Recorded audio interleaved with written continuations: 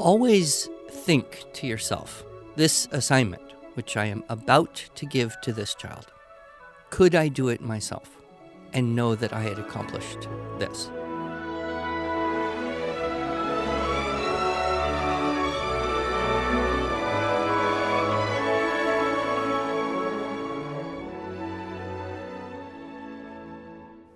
Hello, and welcome to the Arts of Language podcast with Andrew Pudewa, founder of the Institute for Excellence in Writing, or as many like to say, IEW.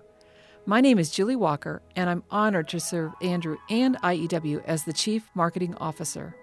Our goal is to equip teachers and teaching parents with methods and materials which will aid them in training their students to become confident and competent communicators and thinkers.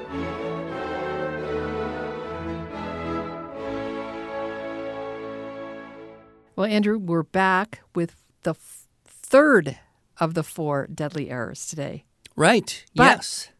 But I thought of something that we talked about. I think we talked about it last week, or it might have been 2 weeks ago, that I thought I wanted to ask you a question related to either overcorrecting or withholding help.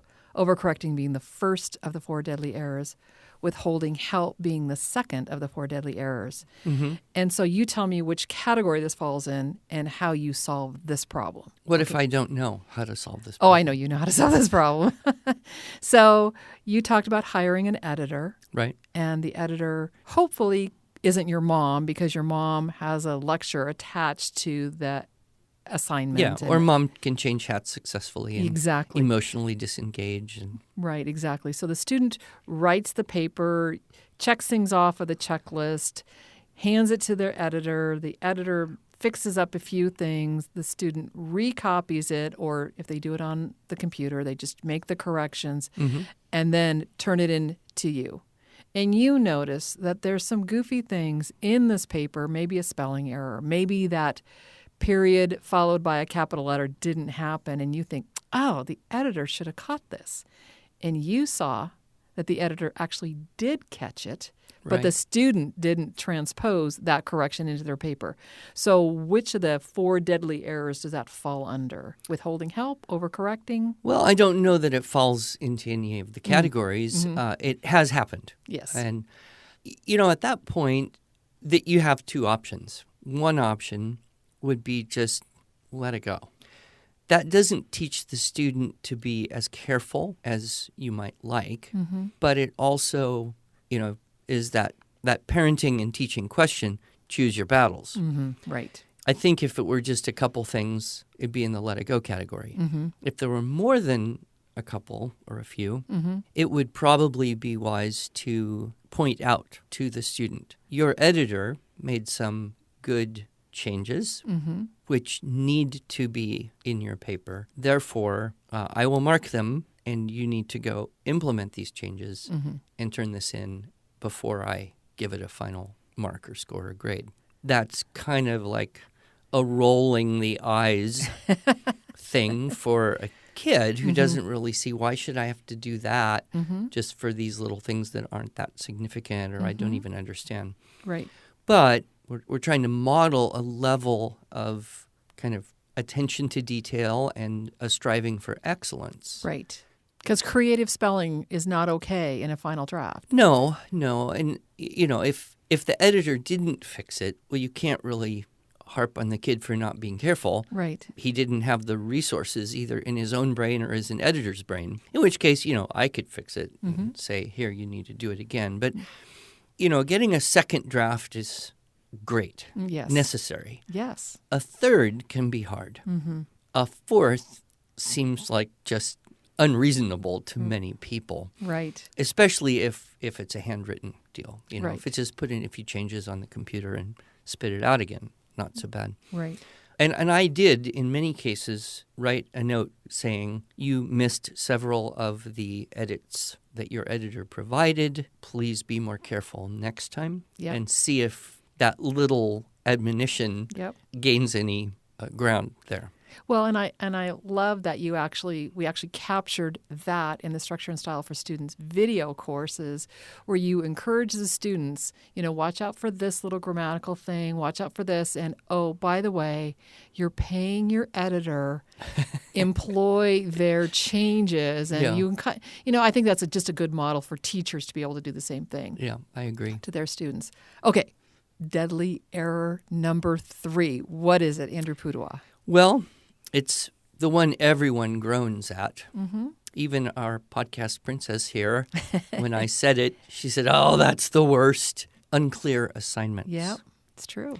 Pretty much everyone hates Mm-hmm. unclear assignments. Mm-hmm. And that might be what drives a lot of people to look into IEW writing, is because of that experience with unclear assignments. Mm-hmm. And it's kind of a subset of withholding help. Right. If you're not giving clear assignments, you're not giving enough help Mm-hmm. for the student to be successful. Mm-hmm. But in my view, it's such an egregious form of withholding help, it deserves its own category. Absolutely.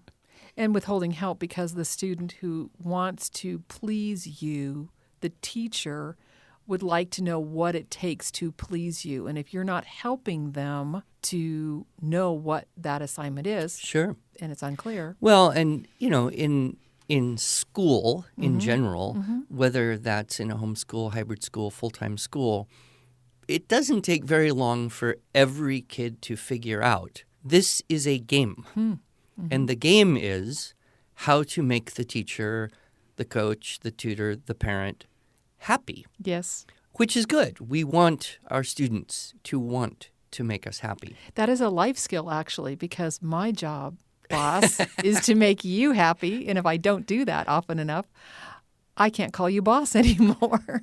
Well, but you succeed a lot. I'm very happy. But thank you.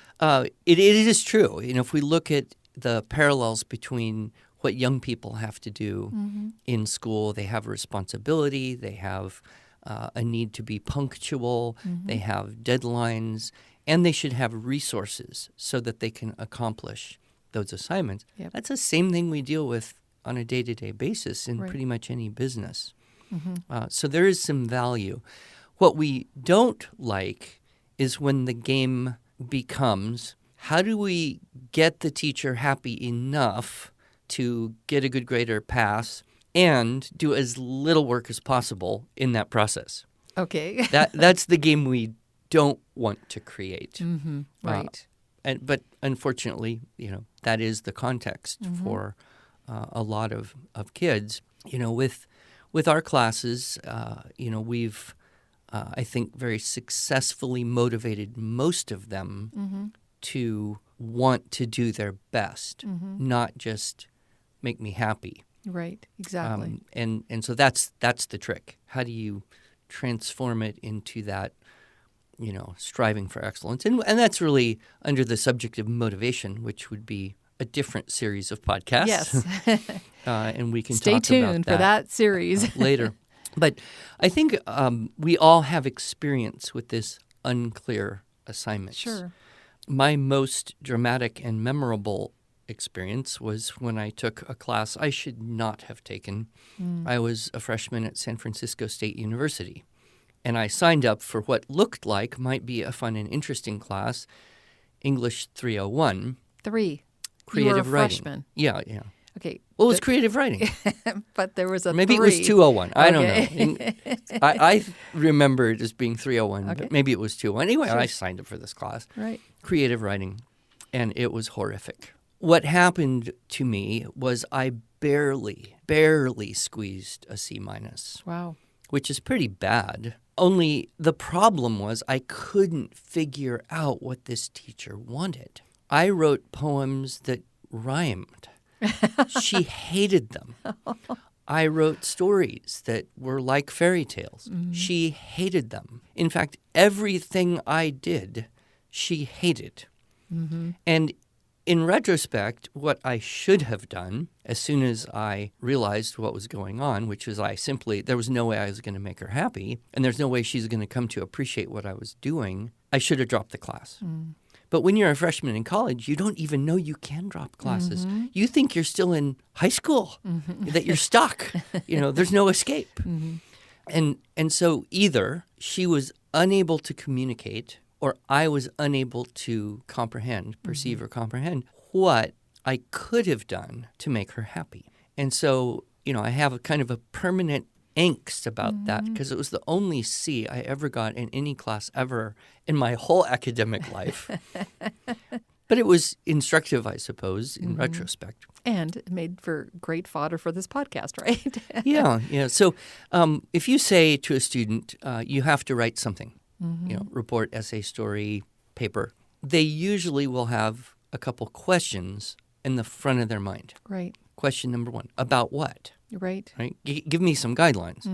It's not very helpful to say, write about anything you want, because that doesn't help them focus, which is really the very first thing you have to do is a little bit of focus, a little bit of restriction, a little bit of division. So most teachers aren't quite like that. Do anything you want. You'd say, okay, choose a person, choose a place, choose an event, choose an issue that's going on. Here's a book. Find something in this book you can write about.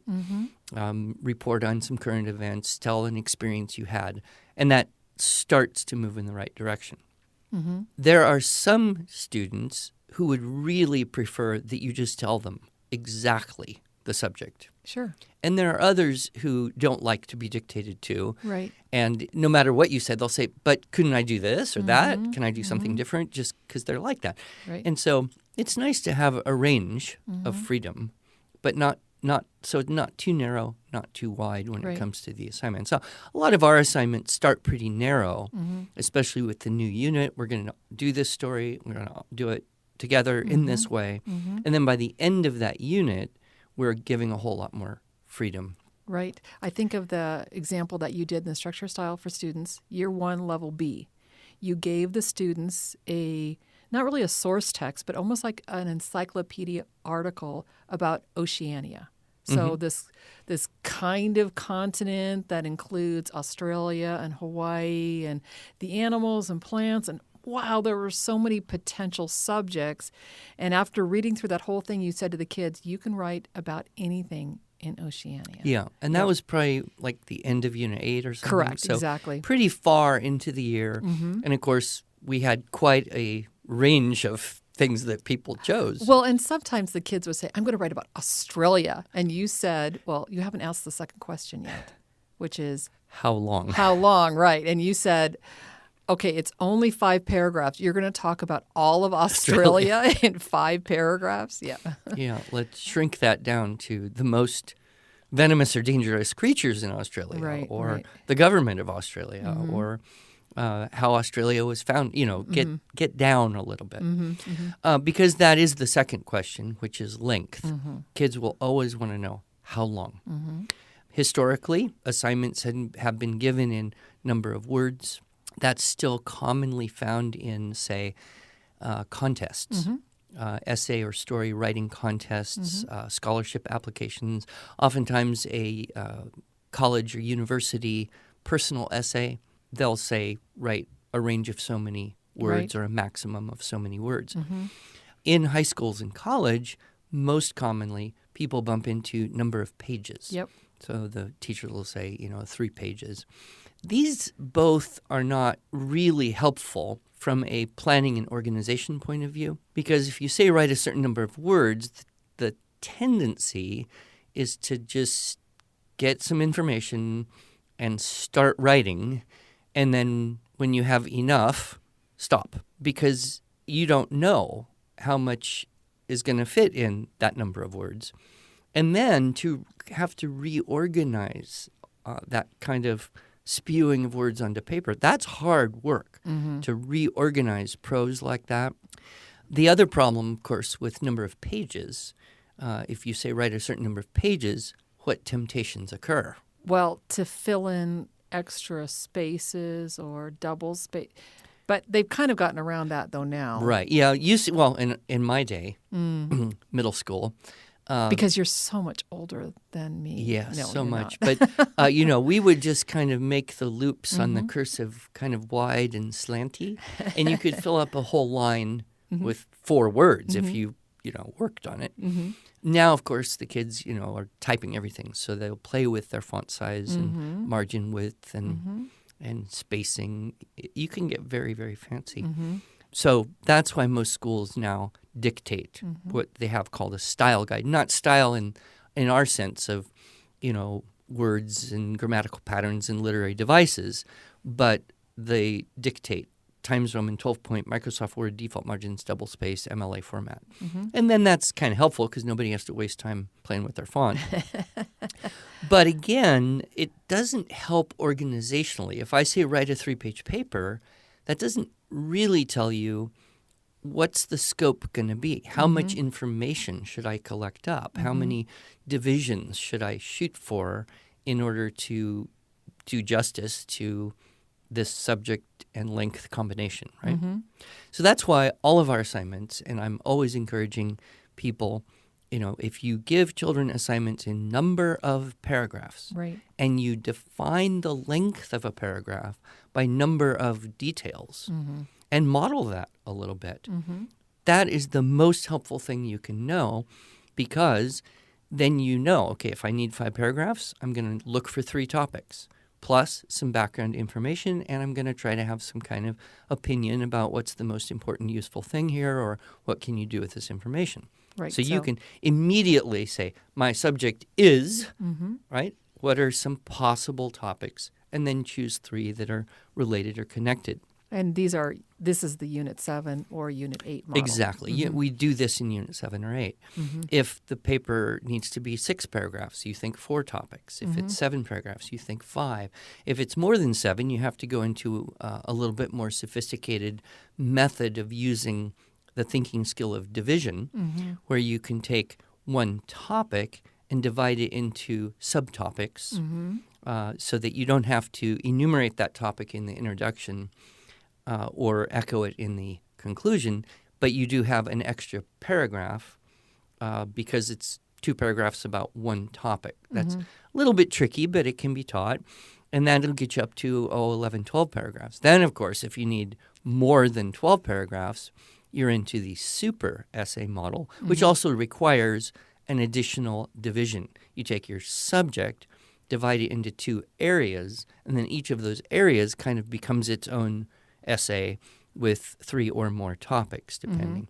So when the students start to understand this schematic, if you will, this template of how to deal with X number of paragraphs and Y number of details, then when they go to collect up information, they can use the skills acquired in Unit 4, so they summarize by choosing some, not all, or in Unit 6 with multiple reference and summarize, and that becomes then the facts or details that make their way into the body paragraphs. And so that is probably the most helpful thing I think any student could take into maybe a high school or college class they're taking, Right. and the teacher says, write a certain number of words or pages, or even I've heard write a certain number of characters. Oh, wow. Yeah. If they can do a little math and translate that into number of paragraphs, and then they've got these models available, hopefully they kept their portable walls from childhood. And I was going to say we have a tool that high school students and college students can find super handy to take in with them, and that's our portable walls for the essayist. And that's just kind of a summary of everything you just said right there, how to organize paragraphs into essays, super essays, behemothic super essays. And you also have that math formula where you take the number of pages and divide it by the number of words, which turns into paragraph. Are you sure that's in the portable walls? It's in the portable walls for the essayist. Yes. Okay, good. And so without going into detail, because that's math and I really don't do math, I used that formula to plan one of my papers for my master's program. But the problem was I underestimated how many words I write on average per paragraph. Yeah. And I think it's because I really liked the topic that Sure. my paragraphs became longer, and suddenly I had to cut out a whole essay. So instead of a 18-page paper, it was turning out to be a 25-page paper, which no professor wants to read, especially when he says no more than 18 pages. You know? So, but yeah, this is the real world, kids. You might have to write an 18-page paper. How are you going to organize your thinking? So that principle we teach in Unit 4, length dictates structure, is the most helpful concept when you're communicating to students. So a couple examples of some unclear assignments. Okay. When my children were younger, we were using a particular syllabus that was kind of a classical type of syllabus that was integrating. Okay. So your literature and history and writing and grammar was all trying to, and it wasn't a complete program. It was basically a thin little book that says, here's what you do in 7th grade. So the instructions were brief, reasonably so. But I remember one particular writing assignment, and it said, write a story in the first person set during the American Revolution. Okay. And that was it. That was the sum total of the assignment. And I read that, and I thought to myself, I couldn't do that. How would I know if I had actually done that? There is not enough information. The words are not defined there. So how would a child know that they had accomplished that? How would a parent know if the child had accomplished that? Fortunately, though, me being me, I was able to say, okay, so story, that means we're going to do 3 paragraphs. Right, story sequence chart. And we pull out Unit 3, and it's going to be characters and setting, conflict or problem, and climax resolution. Okay, in the first person, that means you have to be the main character in the story. But you don't have to be you. You don't have to be a 11-year-old girl. You could be an old man. You could be a baby. You could be a cricket in Times Square. Exactly. You can be whoever you want to be. Now, American Revolution, that means you have to mention times and places and circumstances. So let's think of a place that existed. List a few. Philadelphia, there you go. And the American Revolution, you have to be sure that you don't accidentally get machine guns into your story, so that everything, fits. Other than that, if you just list a few places and people, it'll sound like it's happening there. Now, you may not think of a good problem, so if you want to, just borrow an Aesop fable, steal the plot, and then you can pull that story sequence chart variation idea. And then, of course, we need to practice dress-ups and openers, so here's your checklist. So I was able, because of my experience, to take what was a very fuzzy, unclear, uncomfortable assignment and make it clear. So the student knew, okay, 3 paragraphs, each paragraph is going to do this, each paragraph is going to have these things, here's the checklist, boom, boom, boom, okay. Then I accomplished that. So I always suggest to parents, especially if they're not using the IEW writing system, always think to yourself, this assignment, which I am about to give to this child, could I do it myself and know that I had accomplished this? If the answer is no, such as that one I experienced, then you need to intercede. You need to add definition, structure, rubric, whatever you can, to communicate clearly to that student, this is what you can do to be done, to accomplish the goal. Right, and not go too far, because some kids are going to want to stretch the limits, and some kids want to be done sooner than others and meet the minimum requirement. They just want to know what will make you happy. And like you say in your talk, and go outside and build forts, because that's what they're living Well, and if you don't do that, then you'll have one kid who will write, I was a soldier in the Revolutionary War. I got shot and died. The end. Right. Hey. Check, done next. Another example I might squeeze in here before we run out of time. I was at a teacher's conference. I think it was a core knowledge convention. It was in Portland, if I recall correctly. And this was the early days where I didn't have you and I didn't have, much in the way of help. It was just me, and I had a little banner that said Excellence in Writing, and I brought out my videos and books and stacked them up on the table. And as I'm kind of arranging things at the beginning of this event, this woman walks up and kind of looks at all the stuff and the sign and says, "So you teach writing?" And I said, "Well, I try." And she said, "Well, I teach writing." And I thought, this sounds like it's going to be a long conversation. Even if it's short, it's going to feel long. Just because she was a little grumpy? Yeah, I guess. And so I said, "Oh, that's great. Who or what do you teach?" And she said, "Freshman comp." Okay. And then I knew, this could be a long conversation. But she obviously wanted to talk. So I said, "Well, how's it going teaching freshman comp?" And she kind of lit into this diatribe. "Oh, the students come to high school so poorly prepared. They come in and I give them a very simple assignment and no one can do it." Oh, dear. And of course, I'm thinking in my mind, if you're the teacher and you give an assignment and no one can do it, whose problem is this? But, I didn't go there. She was obviously alluding to the fact that the middle schools were doing a horrible job of preparing the students the way they should be ready for ninth grade English. And that may be true. It may be true. So I pursued the question. I said, "Well, what kind of assignment is it?" And I kind of expected her to say, "Well, I give them a poem by Maya Angelou and have them reflect upon it and tell how, they feel. What response do they have to the poem?" I was kind of expecting that, which would right there kill all the boys and half the girls, But I was surprised. She didn't say that. She said, "Well, I have them research an occupation and write about it." And I thought, okay, that's actually a pretty good assignment because you don't have to tell how you feel. You can go get information very easily.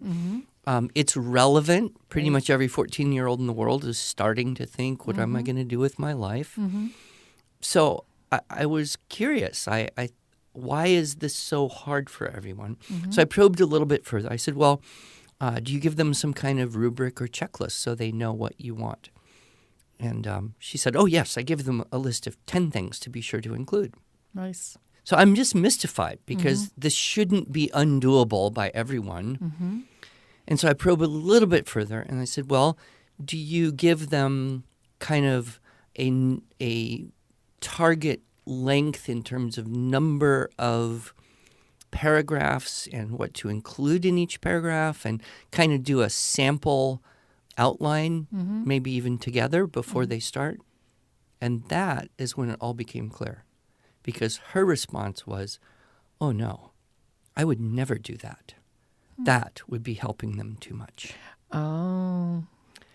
In her mind, she thought the only way they learn is to figure it out on their own.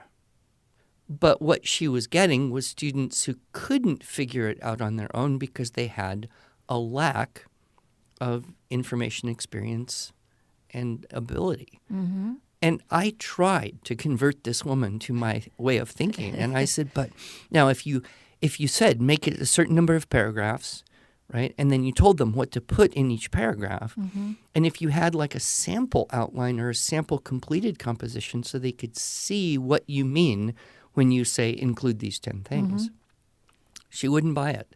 She was just convinced, no, that would be helping them too much and they wouldn't learn anything. Right. Whereas had she done that, she might have discovered that most of the students could do a lot better at accomplishing the goal that she had. Because, if I say to a group of kids, here's 10 things to put in your composition, well, I know some boys who could do that in 5 sentences. Hey, 2 things per sentence, I'm done. Right. I know some other kids who might give you 10 pages, a thing for each page. Right, exactly. And if that's not what you want, you have to communicate it. Right. I think of Dr. Webster's magnum opus that he did, where essentially the textbook for the previous – how did that work? Well, he would have the previous class, all the best papers, the A papers, and it wasn't easy to get an A in Webster's. Okay. But he would put those in one volume, have the university print shop copy this off, and that would be the textbook for the next time he taught the class. Nice. Yep. And he would basically say, if you want an A in this class, you have to write better than these. So that sounds like pretty clear expectations. And, well, of course, then he would go down to exactly, here's how you organize, here's how you produce something like this. And here's what a finished product looks like. 88 to 100 and some items on the checklist. Yes. So anyway, I think if we can avoid the unclear assignments, everyone is happier. You as a teacher or a parent, you're happier. The child or student is certainly happier.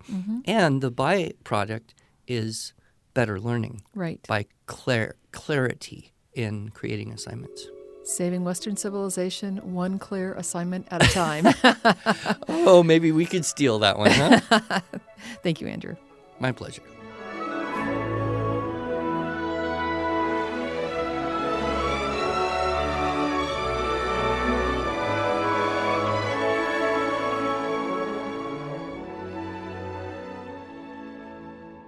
Thanks so much for joining us.